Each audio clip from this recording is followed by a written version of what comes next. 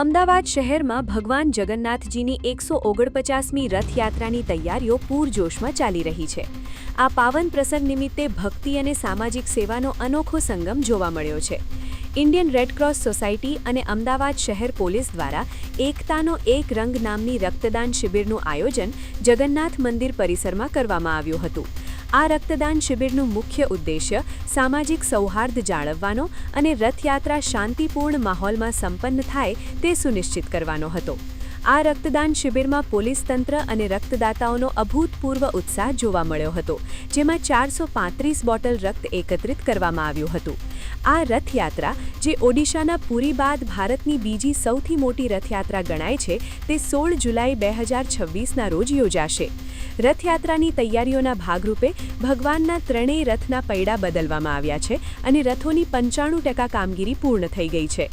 આ બ્લડ કેમ્પના અંતે કુલ 435 બોટલ જેટલો વિપુલ પ્રમાણમાં બ્લડનો જથ્થો એકત્રિત કરવામાં આવ્યો હતો। એકત્રિત થયેલું આ રક્ત જરૂરિયાતમંદ દર્દીઓ, થેલેસીમિયા પીડિત બાળકો અને સરકારી હોસ્પિટલોમાં ઇમરજન્સી સેવાઓ માટે મોકલી આપવામાં આવશે। સામાન્ય રીતે પોલીસ માત્ર કાયદો અને વ્યવસ્થાની સ્થિતિ જાળવવાનું કામ કરતી હોય છે, પરંતુ રથયાત્રા જેવા મોટા ઉત્સવ પહેલા આવા સામાજિક કાર્યો કરીને અમદાવાદ પોલીસે જનતા સાથેના મૈત્રીપૂર્ણ સંબંધો વધુ મજબૂત કર્યા છે।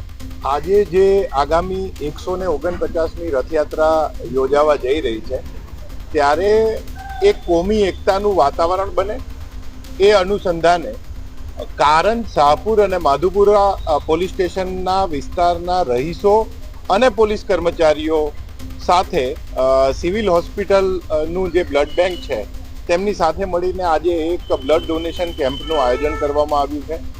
એમાં મેં મારી જાતે તેમજ મારા ઝોન 2ના તમામ અધિકારીઓએ બ્લડ ડોનેશન કરી અને આ કેમ્પની શરૂઆત કરી છે।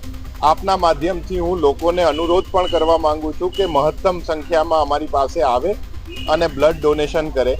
આ બ્લડ ડોનેશન એક એકતાનો સંદેશો તો આપે જ છે, એની સાથે આકસ્મિક રીતે કોઈ પણ જો કોઈને ઈજા થઈ છે અથવા જ્યાં માનવ ક્ષતિ થવાની સંભાવના છે એને રોકવા માટેનું આપણું આ એક પગલું છે અને એ બહાને અહીંયા હિન્દુ મુસ્લિમ લોકો ભેગા થઈ અને લોહી આપી અને દેશ માટે, આપણા ભગવાન જગન્નાથ માટે પોતાનો કૃતજ્ઞ ભાવ રજૂ કર્યો છે। જય હિન્દ, જય ભારત।